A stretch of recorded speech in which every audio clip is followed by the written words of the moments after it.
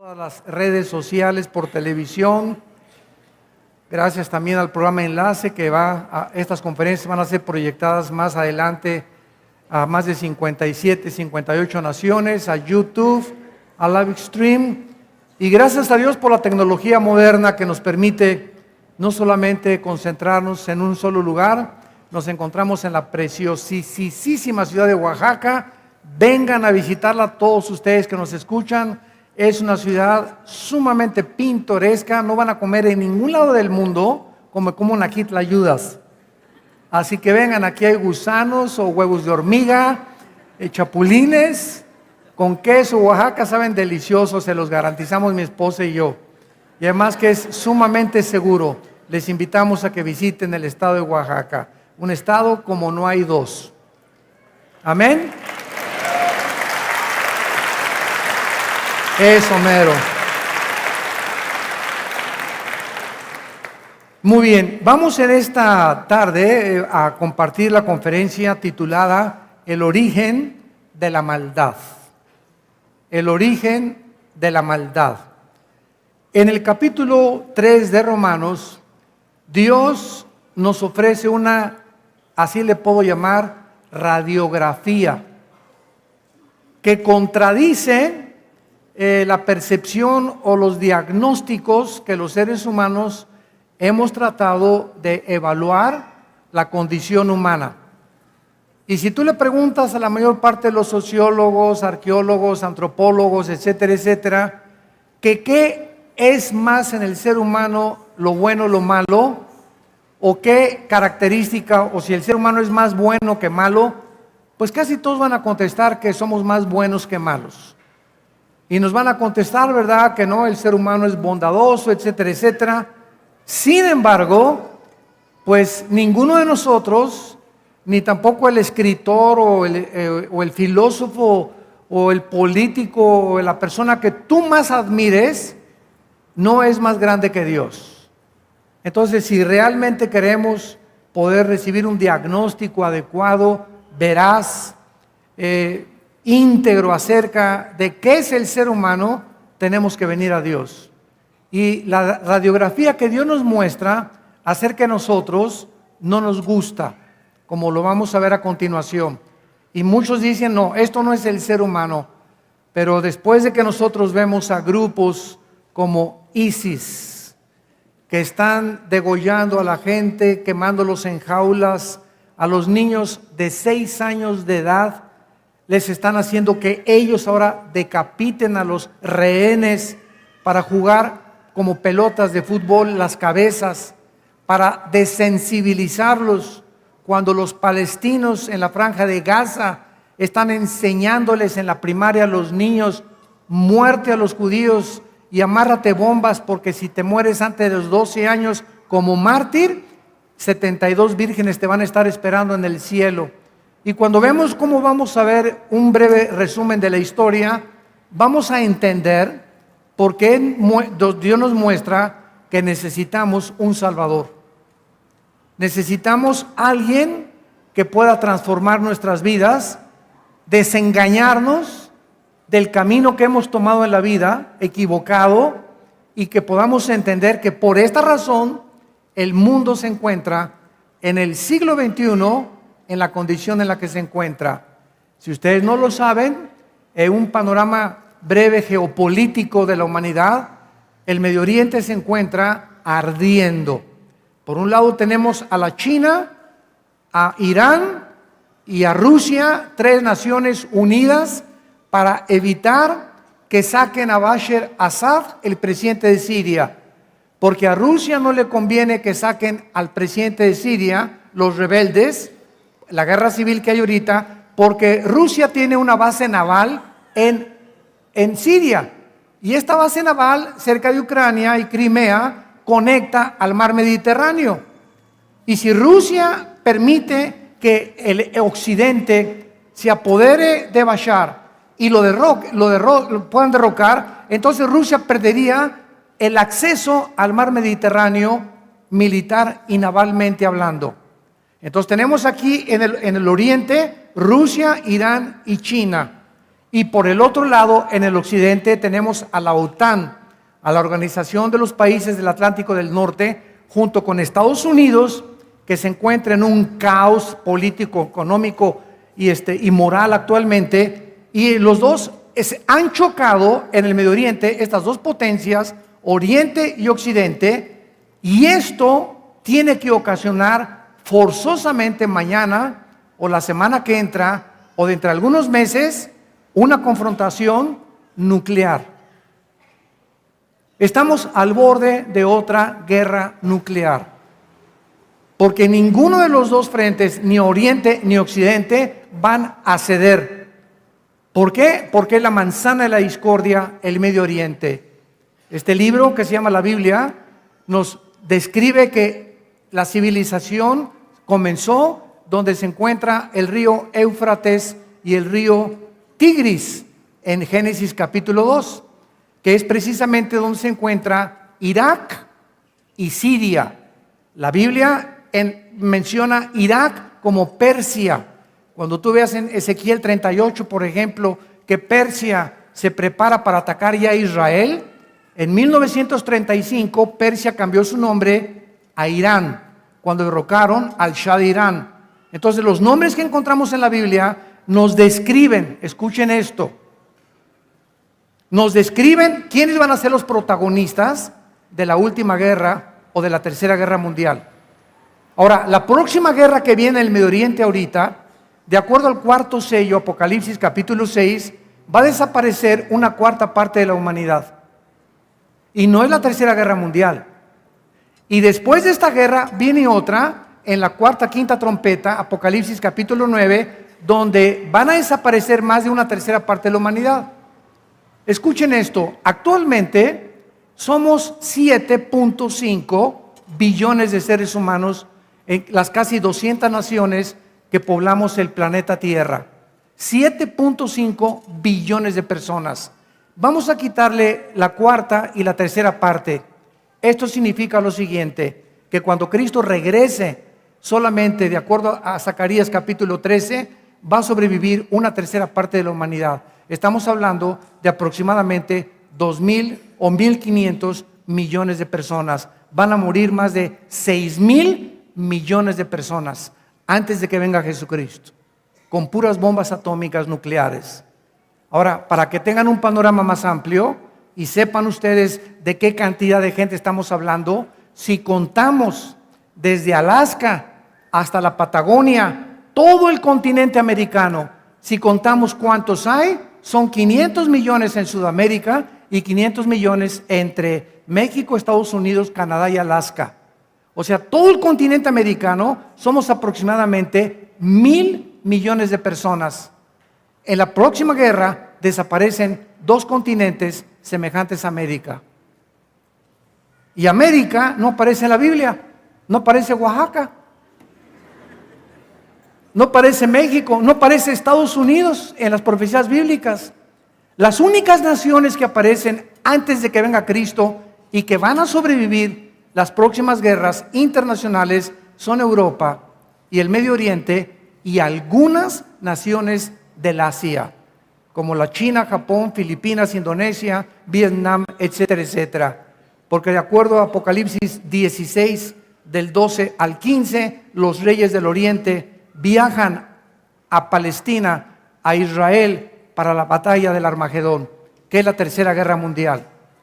Ahora nos ponemos a pensar, ¿cómo es posible que nos encontremos en el siglo XXI, en el año 2016, con tanta tecnología, con tantos avances científicos y con todos los proyectos que tenemos, etcétera, etcétera, y que estemos a punto de destruirnos? ¿Sabían ustedes que somos la primera generación con el suficiente armamento nuclear para borrarnos del mapa, autodestruirnos en 1 minuto? Acaba Rusia ya de exhibir su último misil, Satán S-300, que tiene 2.000 veces más los kilotones que tuvo la bomba atómica que soltaron en agosto del 45 sobre Hiroshima y Nagasaki. 1 kilotón es 1 millón de toneladas de dinamita, es 1 millón de toneladas de dinamita. El satélite, el misil, nuclear con cabeza nuclear de Rusia tiene 2,000 kilotones, 2,000 veces más potencia que la bomba de Hiroshima y Nagasaki. Los submarinos Kursk que están apuntando en el océano Atlántico hacia Estados Unidos y los que tienen en el Pacífico que están apuntando hacia América, cada submarino tiene 4 cabezas nucleares y cada cabeza nuclear tiene el poder en 30 segundos de destruir 3 ciudades norteamericanas del tamaño de Nueva York. Y lo único que se necesita es un loco. Y estamos llenos de locos. Como el de Corea del Norte, Kim Jong, que está aviente misiles probando su fuerza nuclear, amenazando con destruir Israel, amenazando con destruir Estados Unidos. Irán, que ha prometido borrar del mapa a Israel. Rusia, que ha avanzado ya sobre Polonia. Desembarcaron 90,000 soldados los rusos en Siria. Ya el presidente Putin tiene 90,000 soldados y tiene más de 30,000 en Polonia. Y tienen tanques y tienen proyectiles y misiles. Y ahora el poder económico ya no va a determinar el futuro de la humanidad, sino el poder nuclear.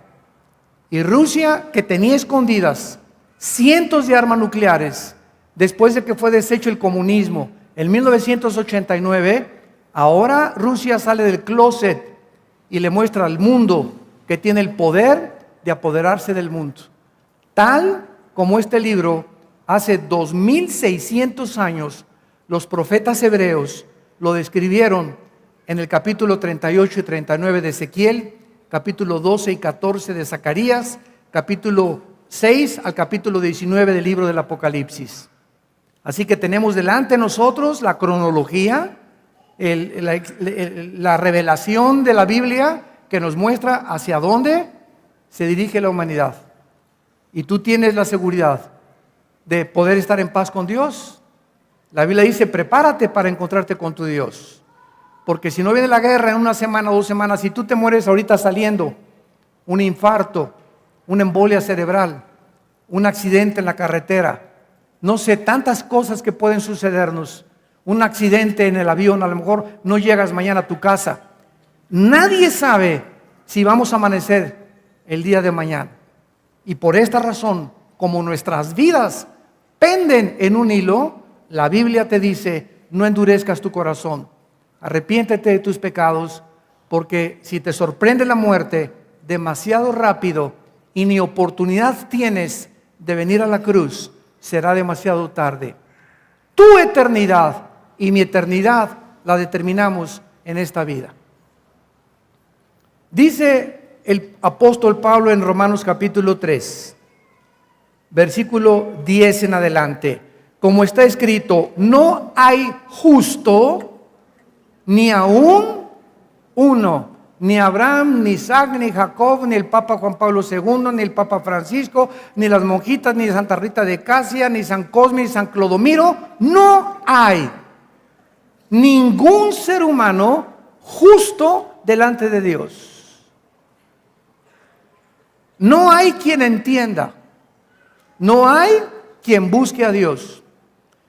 Todos se desviaron, a una se hicieron inútiles. No hay quien haga lo bueno, no hay ni siquiera uno, ni San Francisco de Asís. Sepulcro abierto es su garganta, con su lengua engañan, veneno de áspides hay debajo de sus labios, su boca está llena de maldición y de amargura. Sus pies se apresuran para derramar sangre, quebranto y desventura hay en sus caminos, y no conocieron camino de paz.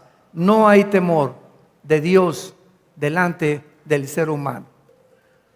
Muy bien, desde que hubo el primer asesinato de la historia, cuando habiendo cantidad de terreno y no había casi nadie en el mundo, Caín mata a su hermano Abel por envidia. Cuando no había nadie, ninguna fuerza externa que pudiera ejercer sobre ellos la maldad.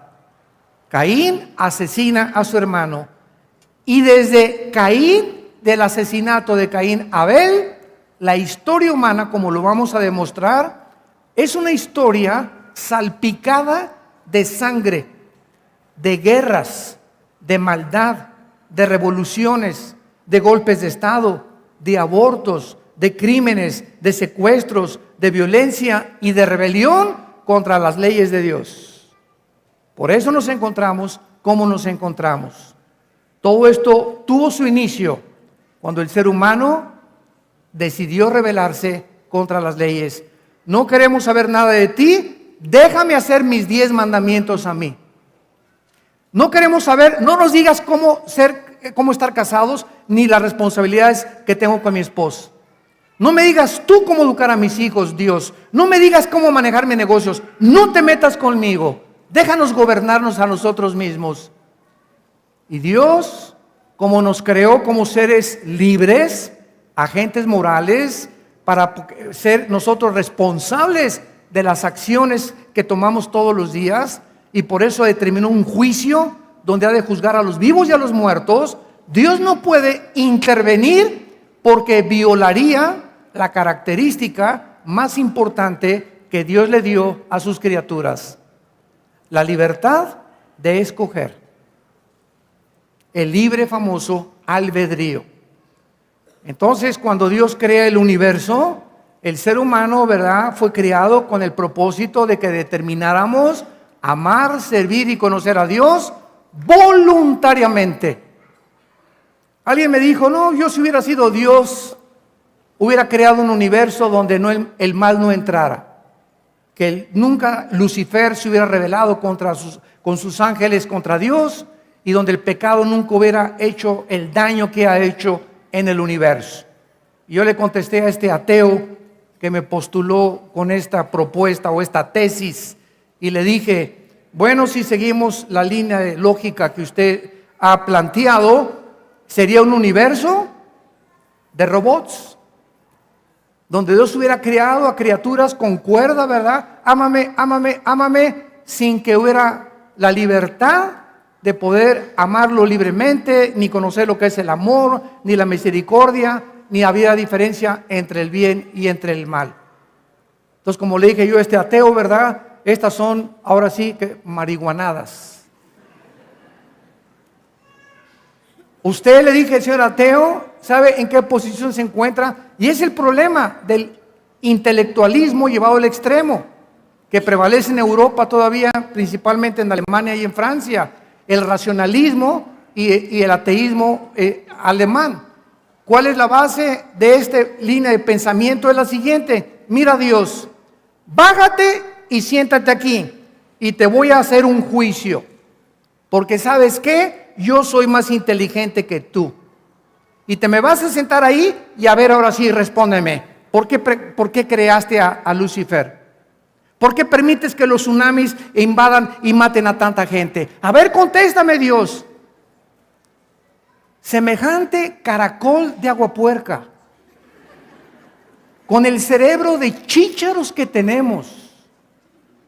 Porque si asumimos simplemente por lógica también que existe un Dios creador de las galaxias y mucho más grande de nuestra finitud intelectual y de pensamiento, es lógico que es imposible que entendamos sus pensamientos, que son muchísimo más altos que los nuestros, y sus caminos, que son más grandes que los nuestros. Y es la misma posición de un niño de 3 años que le dice a Alberto Einstein: Alberto, explícame tu teoría o tu fórmula de la teoría de la relatividad, E igual a mc al cuadrado, la energía sobre la masa por la velocidad de la luz al cuadrado, explícamela. Y Einstein, ¿qué le contestaría al niño? Mira, niño, tu cerebro es igual que el mío, pero ¿sabes que hay una diferencia? Tu cerebro no está desarrollado, y aunque yo te lo explicara, no lo entenderías. Espérate a crecer a los 15, 20, 25 años y vas a entender las fórmulas matemáticas, físicas, etcétera, etcétera. Pero ahorita tu capacidad intelectual impide que tú me entiendas lo que te puedo explicar. Y es exactamente igual con Dios. Damas y caballeros que que nos escuchan en este momento.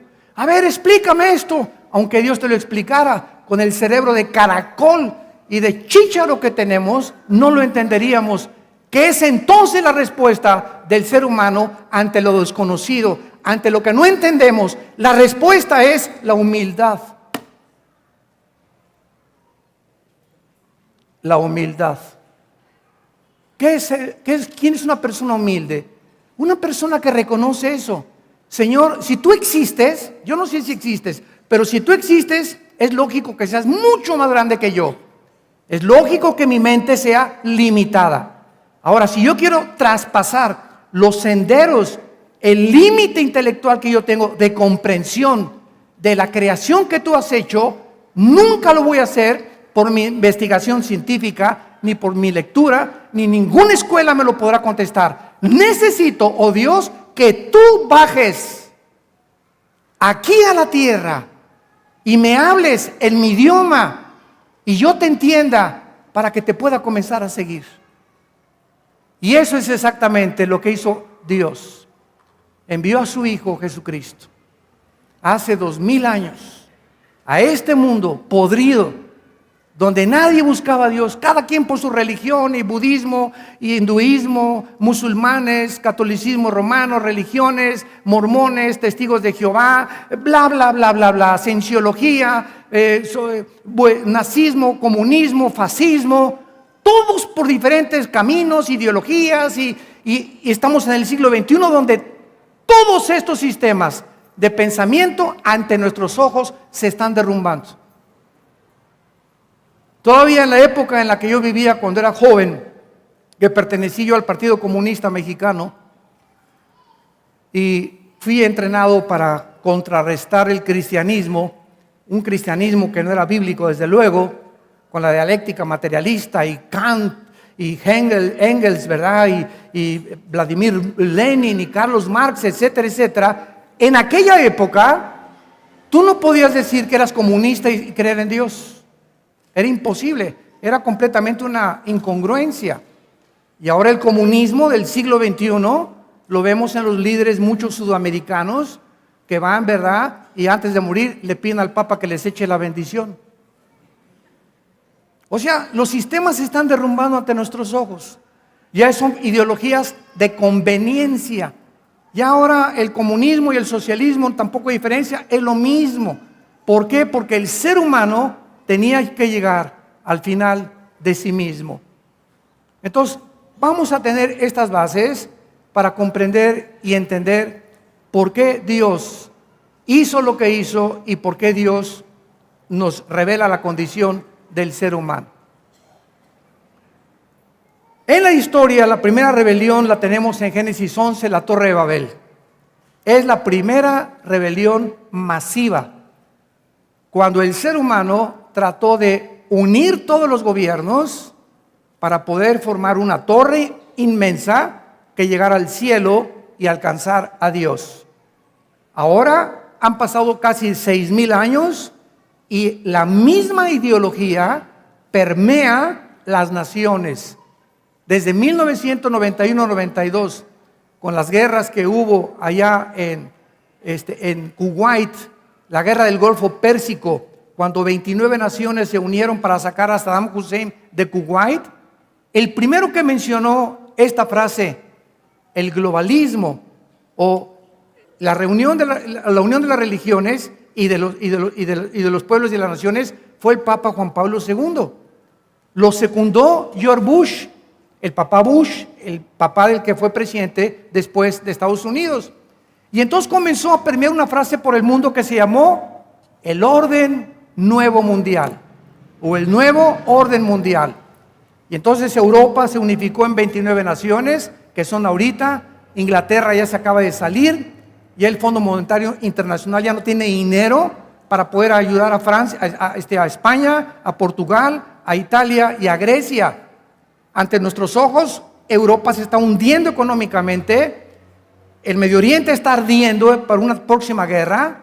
Aquí Sudamérica siguen con la utópica ideología los presidentes y gobernantes de regresar al comunismo otra vez. Estados Unidos, en la peor de las elecciones de toda su historia, donde presentaron a dos candidatos para subirse a un barco, que es el país, y a ver quién agarraba el timón. Y por primera vez en la historia, el 65% de los ciudadanos norteamericanos descubren que ninguno de los dos tenía la capacidad de dirigir el barco, el país más poderoso del mundo, y que es increíble que no haya habido otros candidatos con mejores características. Y si los había, los despreciaron. Este es el mundo que vivimos, donde parece realmente que el mundo ya perdió la brújula. Es un barco el mundo que no tiene timón. Y nosotros somos la luz. La iglesia somos la luz. La única luz que hay en Oaxaca es la iglesia. La única luz que hay en el mundo es la iglesia. Y este libro es el único libro, comparado con los billones de volúmenes de literatura que existe, que nos dice cuál es el camino, la verdad y la vida, y que es el único manual, la carta de navegación que nos va a permitir llegar al otro lado cuando Jesucristo regrese por nosotros. La Biblia es el único libro que le ofrece las respuestas al ser humano del origen de la maldad. La Torre de Babel fue el primer inicio, después vino el diluvio universal con el primer juicio, la primera degeneración sexual, Sodoma y Gomorra, las persecuciones religiosas de los césares, la Inquisición, que duró casi 500 años, donde el Vaticano, en el nombre de Dios, al que no se sometiera al Vaticano, lo torturaban, lo quemaban vivo, lo desollaban, le arrancaban la piel y los sacrificaban como animales. La Revolución Francesa, la Revolución Mexicana, con cientos, miles de muertos, las primeras dos guerras mundiales con más de 150 millones de muertos, dictadores como Hitler, como Mussolini, como José Stalin, que se levantaron, Mao Zedong y Idi Amin en África, ateos, atacando el cristianismo, las leyes de Dios, y ellos son los culpables de las más de 100 millones de personas de muertes en el siglo XX. ¡Qué contradicción! Que el siglo XX, caracterizado por ser el siglo donde más descubrimientos científicos se han hecho y donde más avances tecnológicos se han logrado, sea el siglo donde más sangre se ha derramado. Qué contradictorios somos los seres humanos. El siglo con los más grandes descubrimientos científicos de toda la historia y el siglo con los avances tecnológicos más grandes de toda la historia es el siglo donde más sangre nosotros hemos derramado. Las Naciones Unidas se formaron en 1945, se llamaba la Liga de las Naciones, con el propósito de que ya no hubiera una tercera guerra mundial. Desde que se fundaron las Naciones Unidas hasta el año 2010, han habido más de 385 revoluciones y golpes de Estado y guerras en el mundo entero. Y ahorita una guerra imparable de un grupo que ya no es terrorista, ya es una secta satánica, genocida, que se llama ISIS, que son monstruos, ya no son seres humanos, son monstruos en toda la definición de la palabra. Personas deshumanizadas completamente, con el propósito, escuchen esto, entendamos la ideología de los musulmanes. De acuerdo a los musulmanes y al grupo de los chiitas y de los sunnis, a los que pertenecen el ISIS, de acuerdo a su escatología, va a surgir el Mahdi, que es el Mesías de los musulmanes, pero para que el Mahdi surja y vuelva a resurgir el Imperio Otomano o el Califato, la palabra califa significa el sucesor, se necesita una guerra. Entonces, hace un año, ¿verdad? Comenzaron hace 4 años los grupos de ISIS. Yo me preguntaba, ¿cómo es posible que este grupo de terroristas, que repito, ya no son terroristas, ya son monstruos, deshumanizados, genocidas, es una secta, culto, ¿verdad? Endemoniados a más no poder. ¿Cómo es posible que metan en una jaula a un piloto jordano y lo quemen vivo? ¿Cómo es posible que este grupo le corten la cabeza a los periodistas americanos? Agarraron a un periodista chino, a un periodista japonés, volaron un avión ruso que cruzaba de Rusia hacia Crimea, lo volaron y nadie dijo nada, sabiendo que habían sido personas que apoyaban a ISIS en el Medio Oriente. ¿Cuál es la respuesta? Yo me preguntaba y decía, bueno, es que estos locos se van a echar al mundo entero encima. Están atacando a Rusia, a China, matando a sus periodistas, etcétera, etcétera. Todas las naciones se van a volver contra ellos. Es que esto es precisamente lo que ellos están buscando. Jesús, María y José y el burrito que los acompaña. Esto es precisamente lo que ellos están buscando. Porque para ellos tienen que ellos provocar una guerra internacional para que surja el Mahdi. Y es interesante que el Mahdi de los ISIS es exactamente y tiene las características del anticristo de Apocalipsis capítulo 3. El anticristo que la Biblia profetiza que va a surgir. Entonces, al Mahdi, al anticristo, que sabemos quién es, ellos le van a llamar su Mesías. Y por eso las naciones que sobrevivan antes de que Cristo regrese en los próximos meses o años son el 85% naciones musulmanas. Naciones musulmanas. Resurge el Islam como la amenaza más grande para la sociedad del siglo XXI y en Occidente principalmente. Vinieron los genocidios, ¿verdad? Como dijimos, de Stalin, Idi Amin, Hitler, Mussolini, Hussein, millones de seres humanos. 1973, Estados Unidos legaliza el aborto y desde el 73 al 2016 que nos encontramos, han habido más de 50 millones de niños abortados legalmente. Junio 2015, el año pasado, de los 9 jueces que forman el Tribunal Superior de Justicia de Estados Unidos de Norteamérica, de los 9 jueces, 5 jueces votan y deciden, sin tomar en cuenta un plebiscito, un referéndum, la opinión, diciéndose un país democrático, Estados Unidos, no toman en cuenta a la gente y 5 personas deciden la moral de Estados Unidos legalizando los matrimonios gay. El año que entra se está comenzando a considerar, escuchen esto, que para mayo, junio del año que entra, los pederastas están demandando ante la Corte Suprema que los legalicen también. ¿Saben lo que dijeron en el último congreso que tuvieron? A nosotros no nos gustan las mujeres, a nosotros no nos gustan los hombres, a nosotros nos gustan los niños. Y como se trata de amor, pues amores diferentes, no nos obliguen a amar a una mujer y un hombre, no nos quiten el amor a los niños. Mira, cabeza de alacrán que tienes, no es de que no sea el amor, no sabe ni siquiera lo que es el amor. Tratar de violar a un niño o lastimar a un niño psicológicamente, Jesús dijo, el que lastime a un niño, que se amarre una piedra de molino en el cuello y que se eche un río. Un daño causado a un niño psicológicamente por una violación es un daño casi irreparable. Daños psicológicos impresionables que tardan años en que sean sanados y que van a afectar su matrimonio, su trabajo, su vida individual, su vida social. Pero así está el mundo. Ahora quieren legalizar la pederastia. ¿Lo podemos imaginar? ¿Qué le pasó al mundo? Oye, pero hace 15 años, ¿quién iba a pensar que se iba a legalizar los matrimonios gay? ¿Quién lo iba a pensar?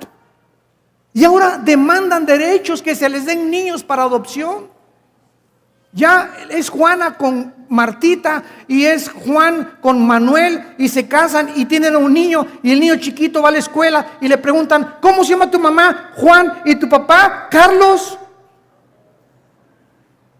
El niño necesita la imagen materna y el niño necesita una imagen masculina para crearse seguros, balanceados psicológica y espiritualmente. Ahora ya se redefine el matrimonio. Y el matrimonio ya no es entre un hombre y una mujer.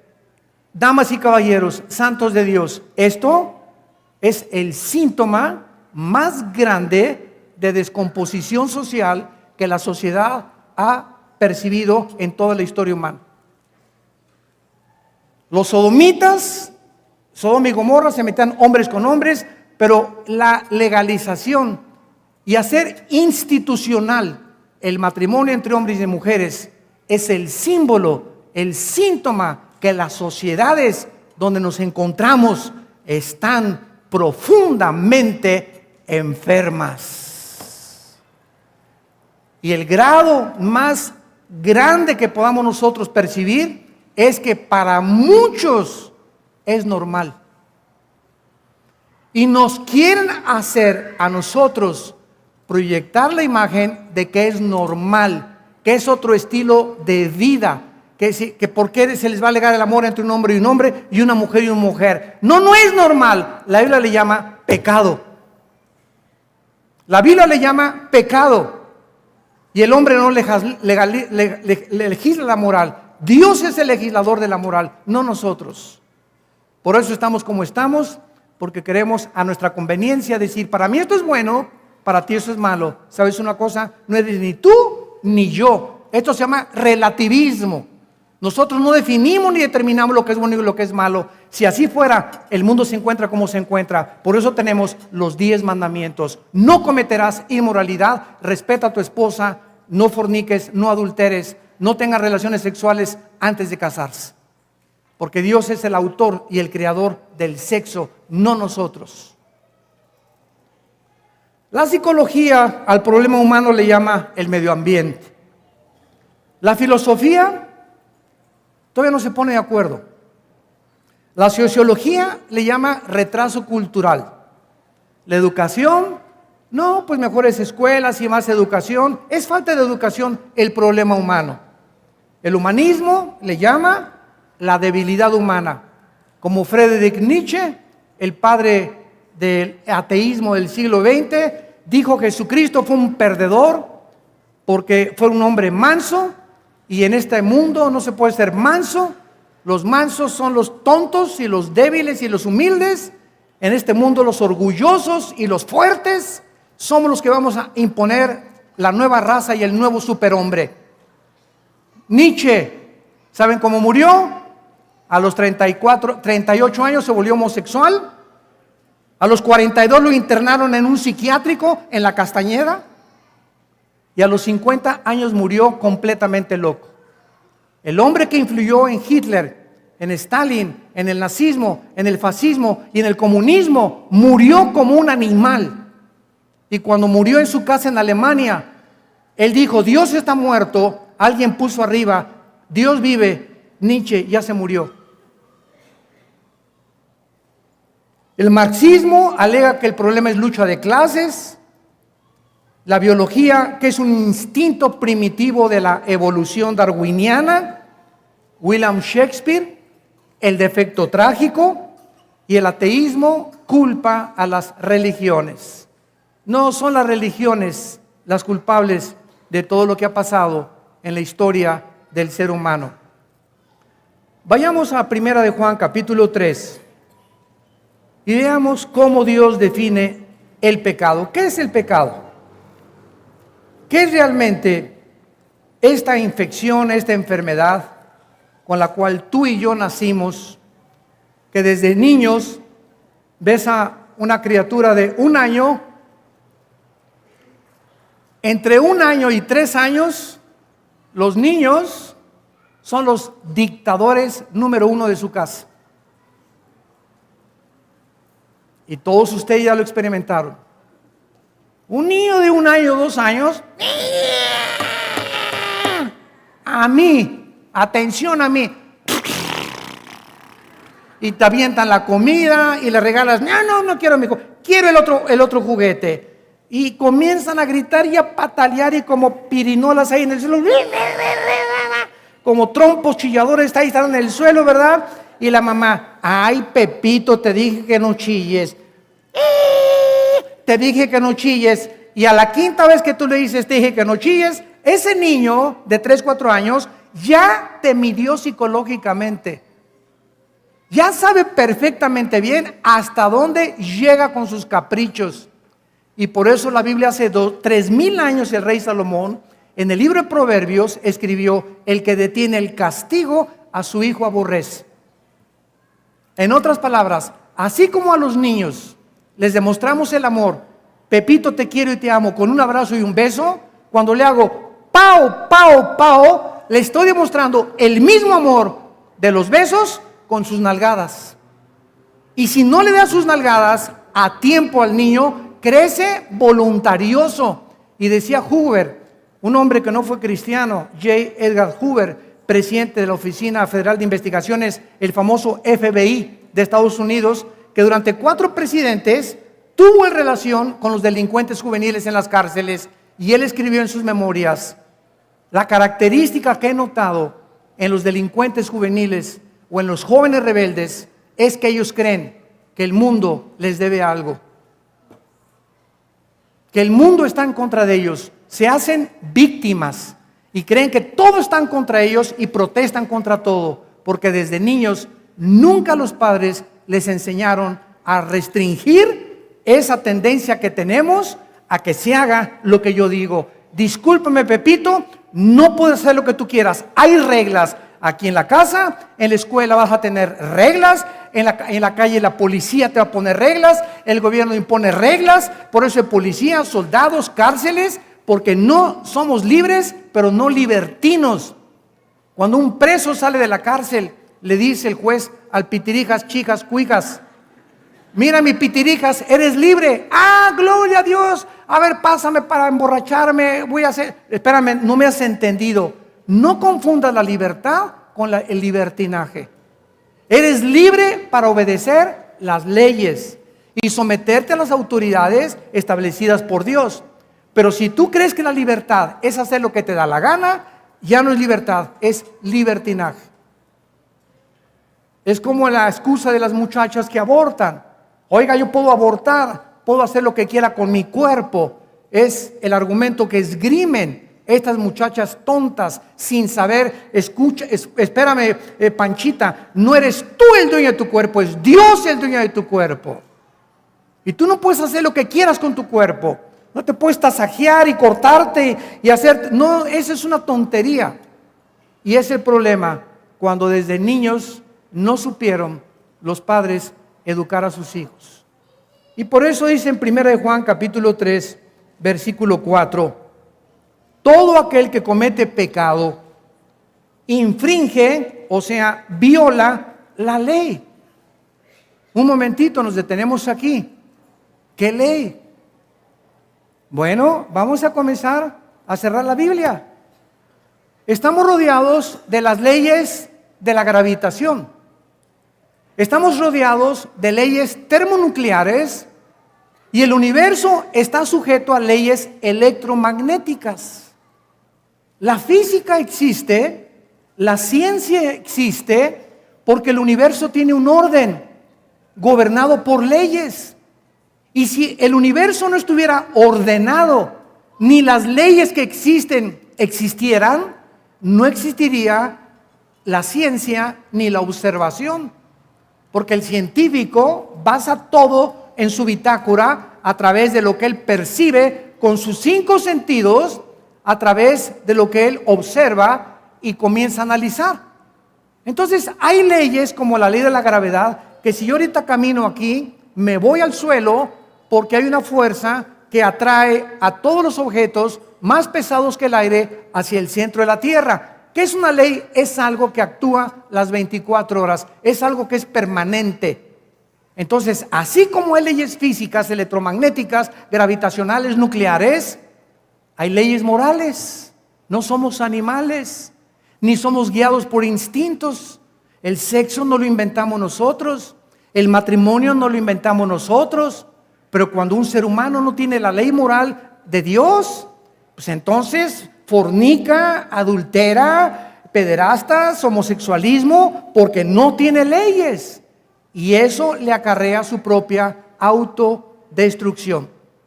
Entonces tenemos que entender que no somos animales, que hay alguien que puso leyes que están escritas en la Biblia. Y Dios nos las dio para la preservación de la familia, del matrimonio y de las sociedades.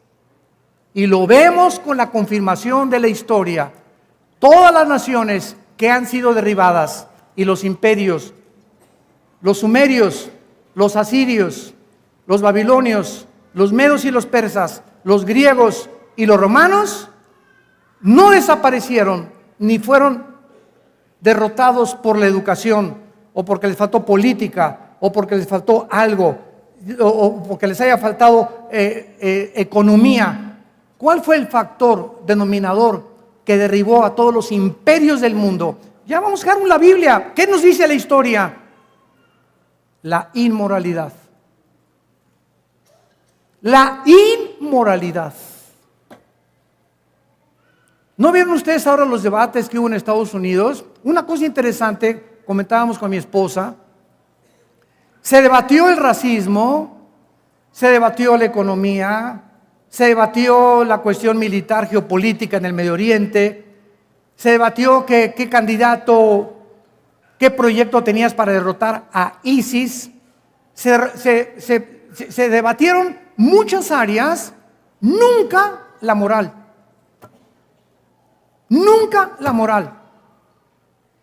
¿Qué piensas del aborto? ¿Qué piensas de aquello? ¿Qué piensas del matrimonio? No se trajo a la mesa de discusión. Porque el ser humano, como la Biblia lo revela, está tan ciego que no se da cuenta que no es la educación, ni la economía, ni la ciencia, ni la falta de conocimiento, sino que es la moral la que nos destruye internamente. La moral es como la termita, la polilla que se incrusta en las fibras más íntimas de nuestro ser y nos comienza a robar el carácter. El carácter. Y tú puedes ser doctor en ciencias políticas y presidente y tener 5 premios Nobel, pero si no eres una persona moral, que amas a tu esposa y ves pornografía y eres un hombre completamente sensual, eres una persona que no vales un quinto delante de Dios. Y así vas a acabar como un animal, porque tarde o temprano la inmoralidad, la pornografía nos destruye el carácter y anula y aborta el destino que Dios tenía para nuestras vidas.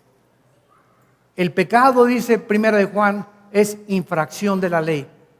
Y les voy a explicar en penúltimo lugar qué significa la palabra pecado en el griego y en el hebreo.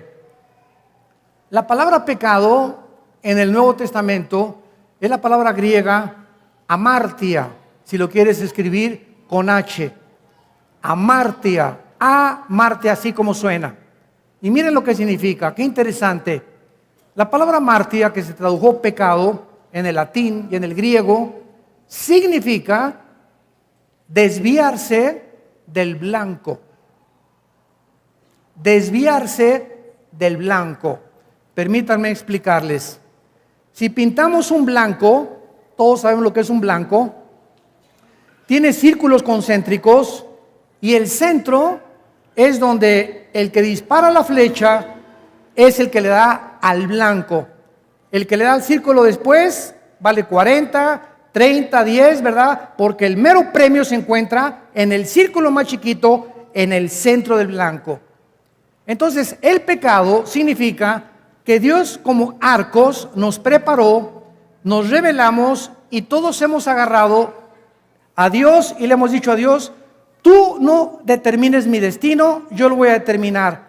Y entonces, como flechas sin un arquero, nos hemos ido para acá y para allá, dice la Biblia, como ovejas, nos desviamos, cada quien, cienciología, comunismo, socialismo, pragmatismo, pluralismo, materialismo, evolución, etcétera, etcétera, marxismo, nazismo, fascismo, y todas las filosofías y todas las ideologías y cienciología y religiones, y todos los seres humanos nos hemos desviado del centro de la voluntad de Dios.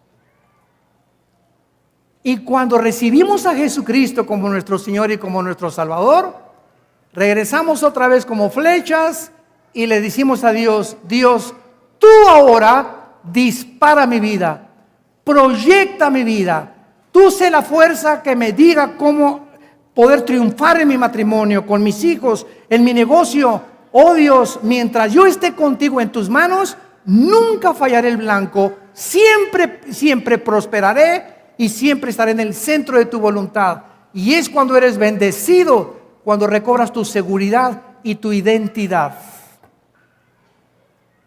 Porque lo que el pecado nos hace perder es la identidad.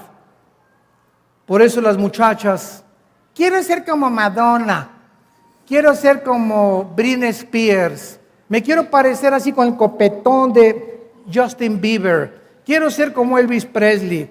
Y estamos siempre imaginándonos, por eso las revistas de modas proyectan en las telenovelas, obsérvalo, en las telenovelas son los muchachos más guapos que puedan existir, que es 1 entre 1000, las muchachas más bonitas, que es 1 entre 5000, y entonces creemos que esa es la proyección de la muchacha que te va a hacer caso, y entonces los muchachos quieren parecerse a John Travolta y a Tom Cruise, y las muchachas quieren peinarse como aquellas, porque no tenemos identidad. Siempre queremos ser alguien que no somos y proyectarnos como alguien que no somos, porque hasta que vengamos a Dios y vengamos a la cruz, Dios nos recobra la identidad. Y cuando recobras tu identidad, le das gracias a Dios por cómo eres, chaparrito, pelón, gordito, como estás, o la hermana así, ¿verdad? Y así te quiere tu esposo, así te quiere tu esposa, gordito, pelón y chaparrito, con orejas de coliflor y de papalote. Y no hay problema, porque entonces ese amor trasciende completamente nada más la apariencia física, porque si tú te casas nada más por la apariencia física, vas a descubrir que se necesita mucho más que ser guapo, que ser bonita, para mantener el matrimonio santo delante de Dios.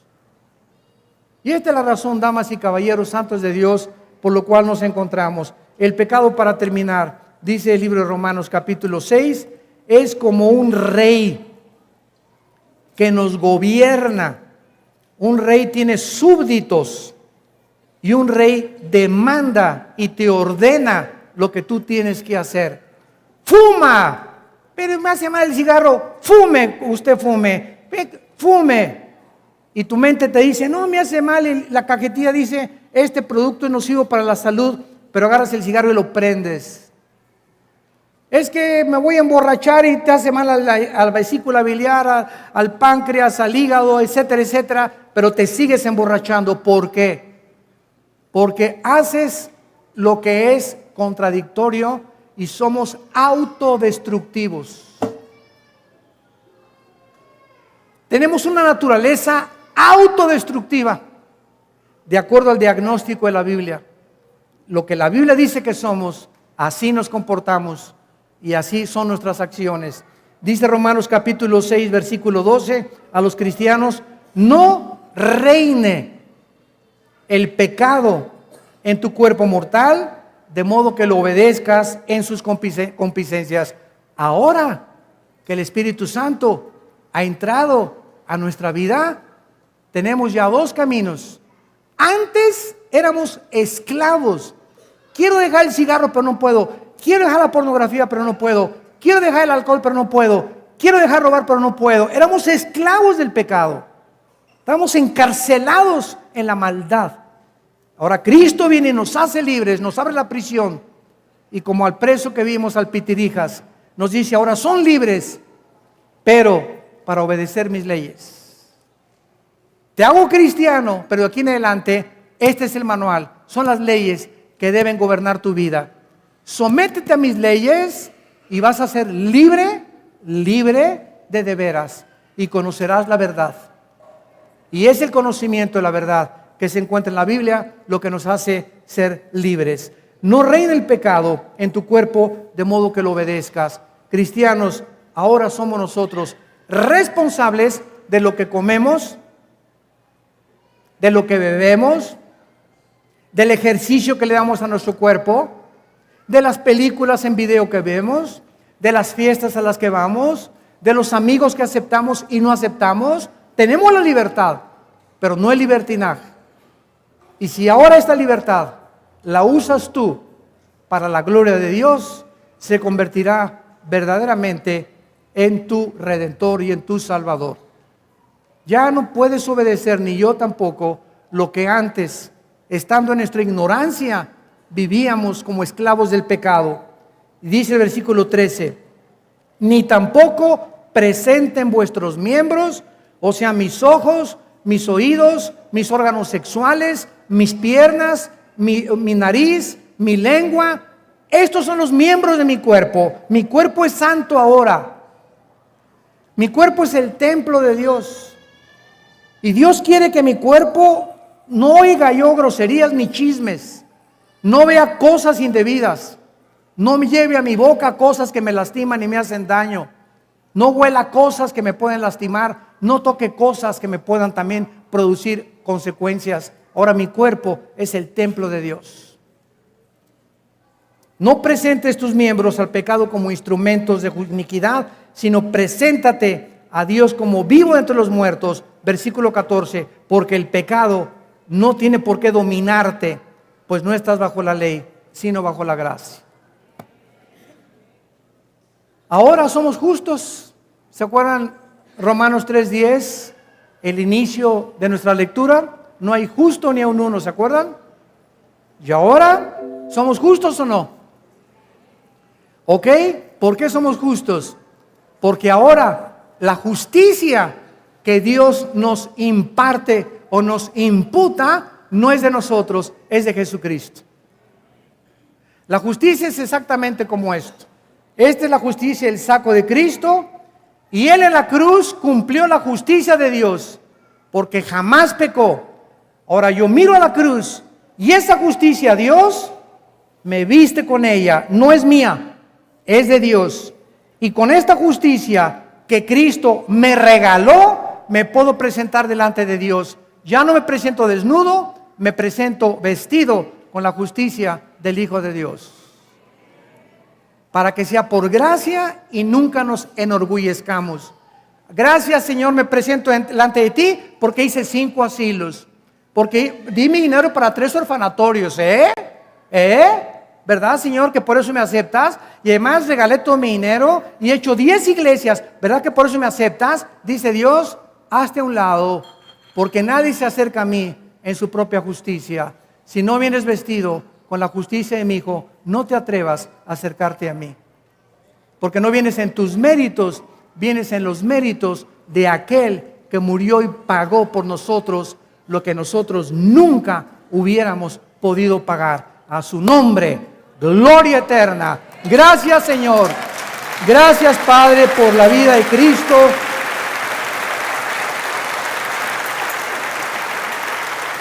Bendito sea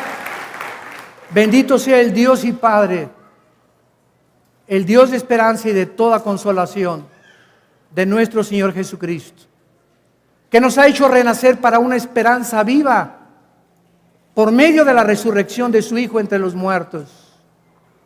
Gracias al Padre de gloria, al Dios de esperanza, que anhela que vivamos en esa esperanza y en esa paz que sobrepasa el entendimiento. Él anhela que nosotros ahora obedezcamos voluntariamente sus leyes morales para que Él pueda prosperarnos, dirigir nuestras vidas y sacarnos de la confusión en la que el mundo se encuentra, porque quieren hacer sus propias leyes para vivir. No somos dioses, no somos autónomos, no somos independientes, dependemos de nuestro Creador para que Él nos gobierne voluntariamente nosotros, presentando nuestros cuerpos en sacrificio vivo.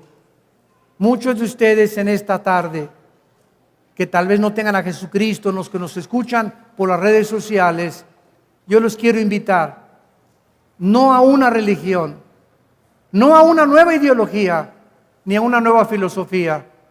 Los invito a una cruz, a que se cobijen debajo de esa cruz, bajo la sangre preciosa del Hijo de Dios. Y ahí donde estás, tal vez estás en una cantina oyendo esta conferencia, o en un teatro, en la sala de tu casa. Tal vez te encuentras en un hospital. Donde quiera que estés, dile a Dios con todo tu corazón, con tu rostro inclinado: Padre, me arrepiento de mi vida, me arrepiento de mis pecados, de haber quebrantado tus leyes. Te necesito, oh Dios, te necesito. Creo que en esa cruz, con su sangre preciosa, Jesucristo pagó por mis pecados. Ahora te pido que entres a mi corazón, Señor Jesús, porque creo que a los 3 días la tumba se abrió y tú te levantaste entre los muertos para decirme que tú eres la resurrección y la vida, y que si yo creo en ti en este momento y te entrego mi vida, volveré a vivir y a reinar junto contigo. Te doy las gracias por la vida eterna que me das y el perdón de mis pecados, en el nombre de Jesús. Amén. Amén y amén. Gracias a Dios por este libro. Gracias, Padre, por este libro. Gracias por este libro.